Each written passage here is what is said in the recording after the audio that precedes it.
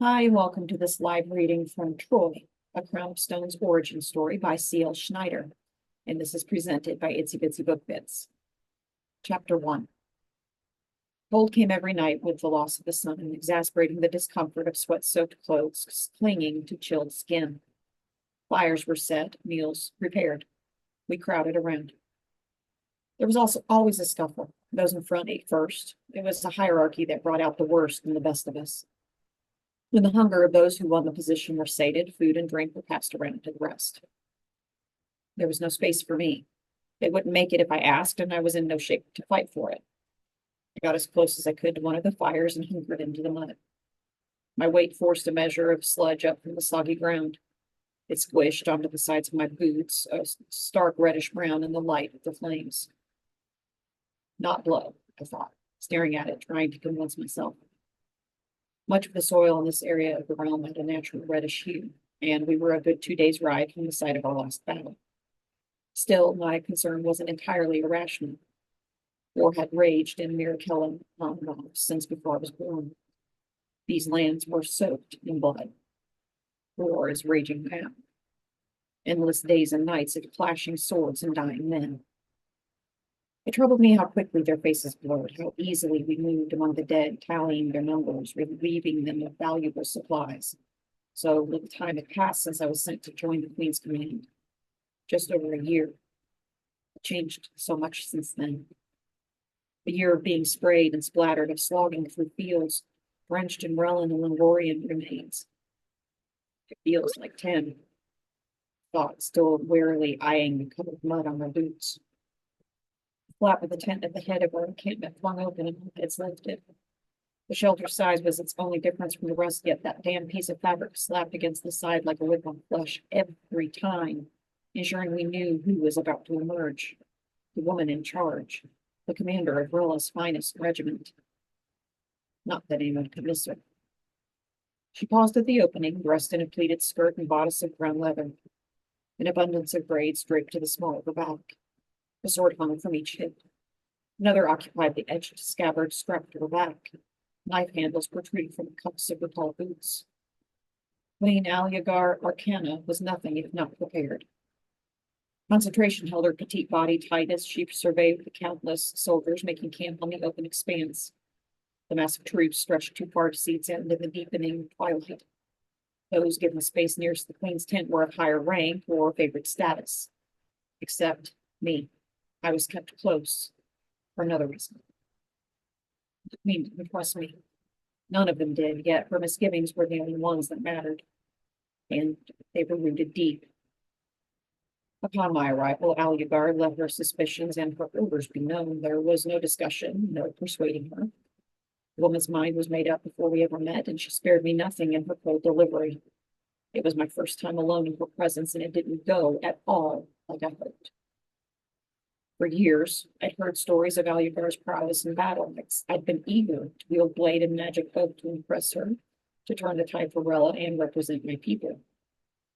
I was the only Shinree magic user to ever be allowed into the Rellan army. There were healers, of course, but their lineage was prolific, their service common. Shinree soldiers were exceedingly rare. The magic of our line was too unsafe to be bred anything but sparingly. As far as I knew, in hundreds of years, no other but me had been allowed off the rug. Not since the elixir's ability to suppress our magic was discovered and the slave laws written. Certainly none had been expertly trained in all aspects of soldiery, magical or otherwise. Long ago, I promised myself I wouldn't squander the privilege. I would rise in the ranks faster than any other, regardless of race. I would be the Queen's right hand. With the help of my magic, Rella would one day be victorious. Langorians would weep at the sound of my name. My expectations died the day I reported for duty. My hopes crushed by the sound of her voice as she cut me to the quick. No spells in battle, Troy. Ever. Not without my direct order. Aylagar wasn't ignorant. She knew exactly what abstinence would do to me. When I reminded her of the illness I would suffer without casting, she granted me permission to alleviate the symptoms, only when necessary and far from others. There will be no mistakes. Injure my men, relieving your needs, and the freedom my husband has permitted you to enjoy will come to a swift end. I will send you back to him in chains. I have no choice but to acquiesce. It's what my people did. Yet her strong opinions against magic ate at me then and now. The way she dismissed me in public had infected the troops from day one, poisoning any chance of equal treatment. I tried to hate her for it, to despise the woman for her inability to see me and not just the blood in my veins. Sometimes I did, but my loathing was fleeting. I couldn't hold on to such emotions in her presence. She makes it impossible. My pulse quickened as I watched her stroll closer with methodic, purposeful strides, her head held high in careless confidence. Marrying her was the only good decision Rella's king ever made. But he doesn't deserve her, I thought, and not for the first time. Aylagar was striking. No other words adequately described her perfectly contoured features. Her stare had a way of piercing straight to your soul, evocative and vigilant. She was tougher than half the men here, despite her diminutive frame. But what drew us all to fight for the woman, had nothing to do with her beauty. It was her unwavering strength and resolve, how fiercely she believed in us, how she dominated the battlefield with such unapologetic passion and grace. Watching Queen Aylagar wield a sword was nothing less than mesmerizing. Her movements, equally fierce and elegant, stirred the blood. She was a force to be reckoned with, and by extension, so were we. Dark of skin, hair, and eyes, Aylagar blazed brighter than us all. She approached to revered mutters of, "My queen." Eyes were lowered and heads bowed. Those of us close enough to realize she walked among us all moved to get down on one knee.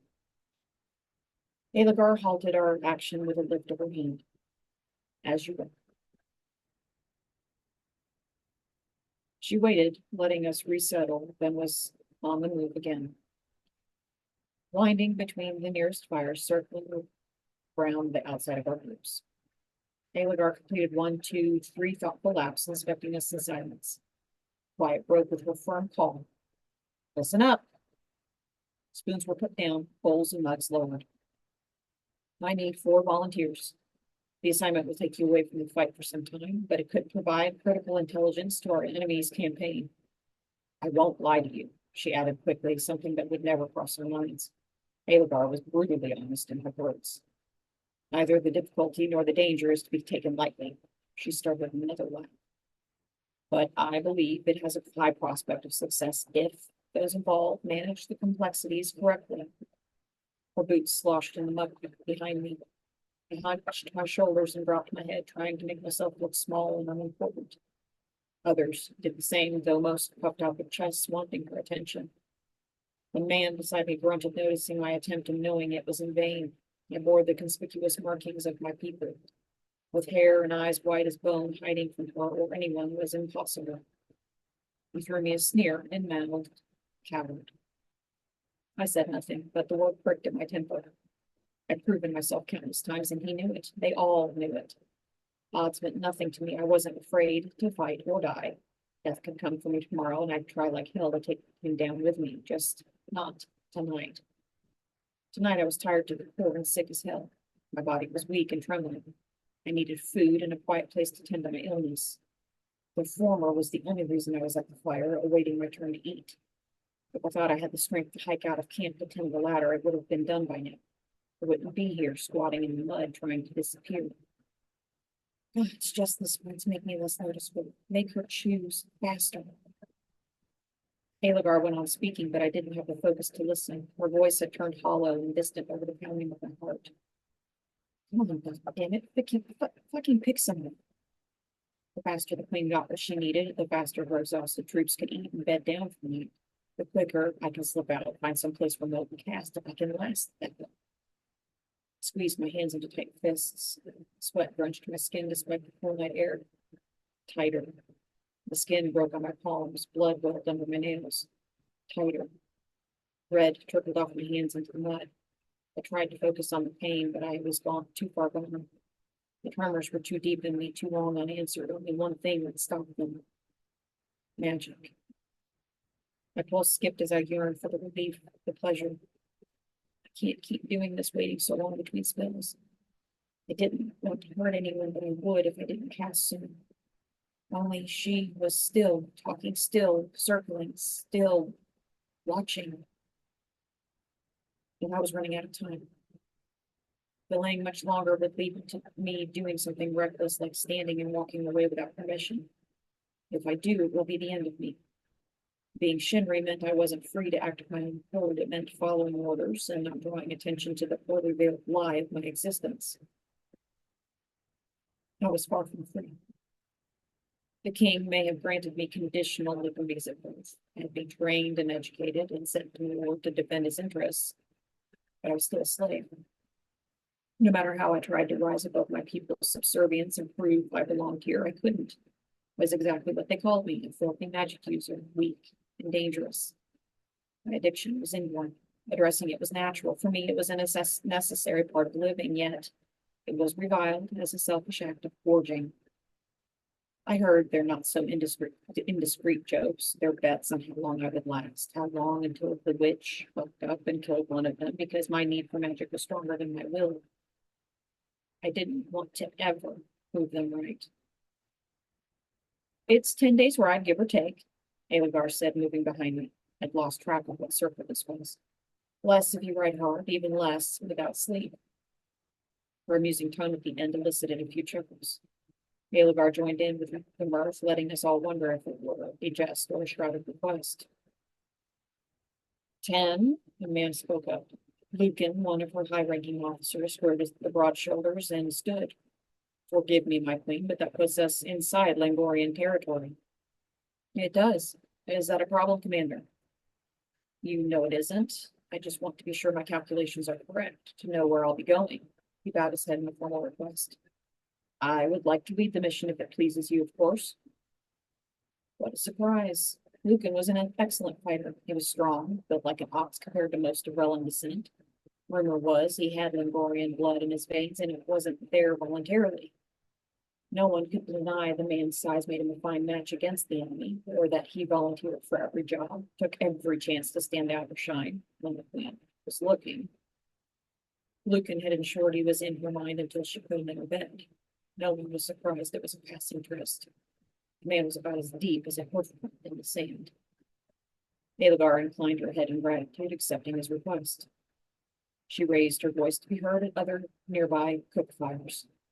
I shall need someone who speaks fluent Langorian, and above average skill and discretion in clandestine activities would be helpful. You will be dealing with issues more delicate than what we face on a battlefield. I will go. We all followed the feminine voice belonging to one of the Aurelian warriors at the next fire over. Light glinted off the shaved side of her head. The other side was graced with shoulder-length black hair twisted into intricate braids. The beads woven into the plaits. Clacked softly together, she pushed through the soldiers surrounding her. Long legs brought her to stand poised in front of the queen. Braids fell forward as her head tilted. The gesture tempered the young woman's self-assurance with just the right amount of respect. She was no more than 2 years older than me and new to us, coming in with the last fresh batch of troops a few weeks back. No one thought her unqualified, though. On Arula, if you earn the title of warrior, your combat skills are impeccable. Soraya, Aylagar said warmly, did I not tell you your education would prove valuable one day? You did, my queen. Soraya bowed, holding fast to the leather grip of the spear in her hand. The intricate ink design flowed back off her hand and twisted up at the wrist. Birds in flight? I wondered. No, too small. Winged insects? Couldn't see the pattern well from my position. Another night I might have tried harder to identify it. The Rillan skin art had always intrigued me. My brother, Arjun, will go as well, Soraya said, straightening. Can the lieutenant not speak for himself? Arjun is still currying the horses. Of course he is, Aylagar smiled, the familiarity in her voice implying she knew both sister and brother personally. He has the skills you seek, Soraya went on, and his command of the enemy's language is as flawless as mine. Redundancy is prudent in matters of import. Very well. Once Arjun is through, we will discuss the mission details. Be sure he has something to eat first. Cranky men are such terrible listeners, are you not? She hollered, pausing to give time for the anticipated laughs to run their course. As they did, she aimed a glance at Lucan. Departure is at dawn. We'll be exposed during the day, he replied. Night travel will be safe. Yes, but you'll be fine for a few days. I've just received word that what's left of the enemy contingent has retreated to their quarters. Why? She asked, abruptly turning to address the group with vigor. Because we've shown the bastards they won't take this territory as easily as they thought. Many of you are still wearing the proof, she added with pride, drawing another round of approving snickers and murmurs from the poops. But the risk will increase for you quickly, Lucan. As the mission commander, you will decide when night travel becomes prudent. Yes, my queen. Any additional concerns will be addressed later. My brave soldiers are far more interested in rest than listening to me blather on. Lucan gestured in recognition of her order and sent. Soraya did the same and returned to her fire. Aylagar resumed her circle. She stopped across the flames from my position. Private Salt, stand please. I heard you have skill with the needle and thread. The man got to his feet. Long, blonde, wavy hair hung in an equally long, unshaven face. With flesh or fabric, he asked, exposing his teeth with a fervent grin. Salt's expression flattened as he thought better of his jest. My father is a physician, experienced in many ailments and injuries. Where? Kale's capital city, my queen. The realm has chosen to sit out this war. I wish wonder on the motives of those Kalish who choose otherwise. Why are you here? My mother was Rella, from the western outskirts. She was home visiting her sister when the Langorians raided the village. Killed every last one of them. I was too young to do anything about it then, but I'm here now. I aim to repay the deed in kind. Commendable. And you inherited your father's gift. I apprenticed under him since I was a boy. He wasn't happy when I joined up, but he understood. I'm here to fight, but I can tend to most any battlefield wounds, if that's what you're asking. Good. Your services are required, if you're willing. Private Salt hesitated, but she put him on the spot. He had no choice. I'm at your service, Queen Aylagar. He sat without another word, no doubt fretting over the aftermath of his acceptance. Aylagar moved to finish her loop around the fire. Something about her slow, quiet stalking reminded me of a vulture circling its prey. Still, I breathed easier knowing she'd soon retreat inside her tent. She asked her foil. Thank the gods. She neared my position. I dropped my eyes. We all did upon her approach. Though tonight my reaction was more self-preservation than respect. If she saw the look in them, she would know how badly I was suffering. She would see the gnawing hunger and doubt my control. It didn't matter how she once, in a rare moment, labeled me as her best swordsman.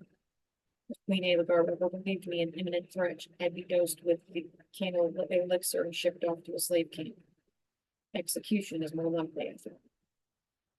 As queen and commander, it would be within her rights to have me slain if I ever bowed to the needs of my addiction and her troops paid the price.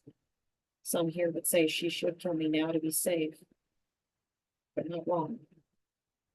She has no idea how close I am, I thought, riding out the spasm twisting into my stomach.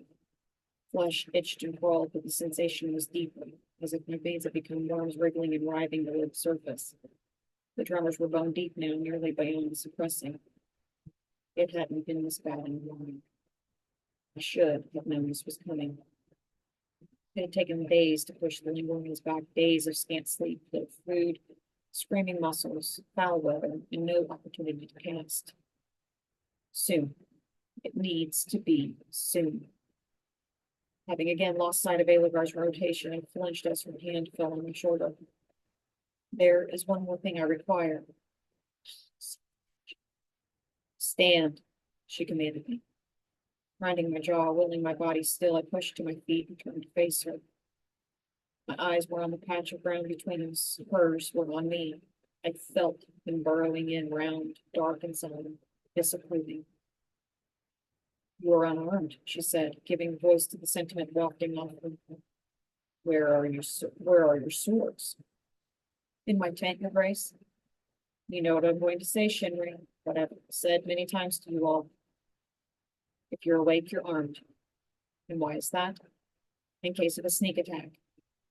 Yet this is not the first time you've disobeyed. Explain. Wearing arms in camp is unnecessary for the watchmen, sure, but not for the bulk of us. Unnecessary, she raised a single dark eyebrow. Is that how you view all my orders? Of course not. I said, my face growing hot as quiet chuckles surrounded the flames. The urge to silence them flashed across my mind, images of turning and casting them. I should have on the enemy from day one. I was tired of being a pawn the king demanded be put in play. Tired of having no voice, no rank, of being identified simply as the Shinree, who was light, the witch, if it wasn't. Aylagar's arms crossed tightly over her chest, waiting. I blew out a quick breath and fought for a steady voice. Nigorians rarely apply such tactics. Their style is hard, quick, and ruthless. If they can't kill on the first blow, they'll overpower with brute strength. They enjoy the rush of intimidation and the demonstration of might. Maiming and crippling feeds their sense of superiority. The fear and resignation of defeat in their opponent's eyes pumps their blood, powers their blows, and bolsters their egos. Holding back, sneaking around gets them none of that. It's unfulfilling. I'm not saying it's impossible, but a covert approach takes more finesse and restraint than our enemies are given to. And frankly, most of them aren't built for hiding in weeds and shadows.